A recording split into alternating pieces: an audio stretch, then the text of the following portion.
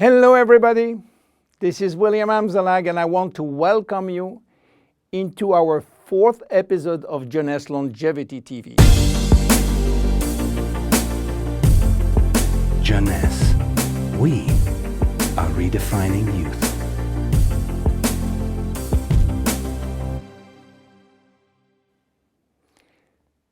To be born is not a crime.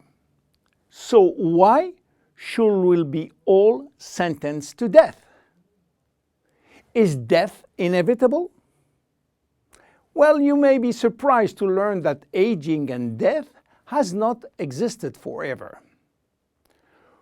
4.5 billion years ago, a single cell came into existence. This single cell did not age. It had the capacity to divide indefinitely.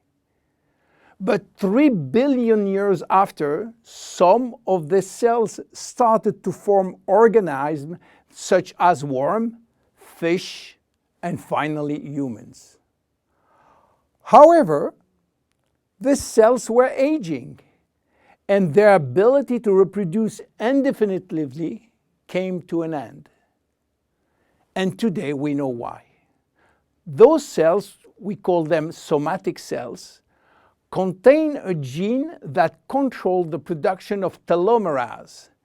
And this gene was and still is turned off. Without the ability to produce telomerase, the telomeres will become shortened and cells will die. So why there is so much discrepancies in longevity between human and other animals? Let me give you some example. Have you heard about George?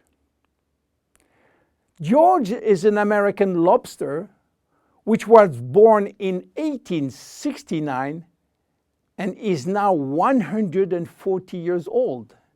He was a sort of mascot in a New York restaurant and got released in the ocean in 2010.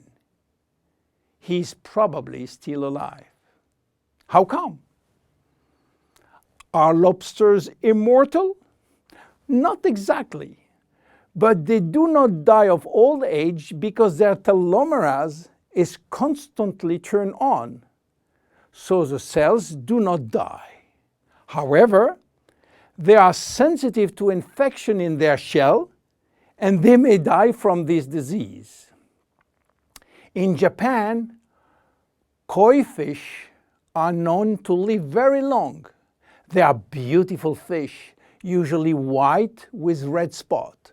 Some have been given names, and the most famous fish, Hanako, who died in July 1977, was 226 years old.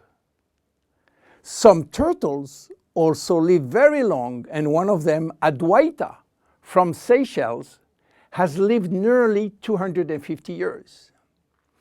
There are even some species which has indefinite longevity, like the bacteria called Arthrobacter, who can be dormant for thousands of years and suddenly wake up. Hydra is the most unique species defying death. When part of his body is cut off, the body regenerates in 2 or 3 days. Hydra will be potentially immortal because it contains stem cells. In case of injury, the stem cells differentiate to form the missing cells and rebuild the missing part. If some animals can have indefinite longevity, why should we be sentenced to death? In other words, do we currently have the knowledge and the technology to live forever? At this precise moment, the answer is no. But here is what we do know. We can already reverse aging in human cells.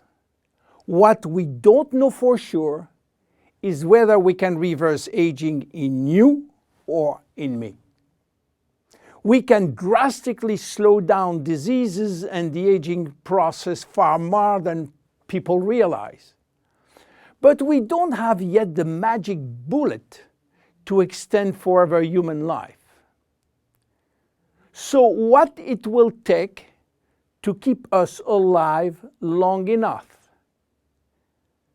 In jeunesse, our generation young believe that we can live enough to live forever, which means that we design temporary solutions as DNA repair, telomerase activation, and stem cell support in order to still be here and still around to benefit from another Nobel Prize scientist, which may give us another solution for the next 20 years.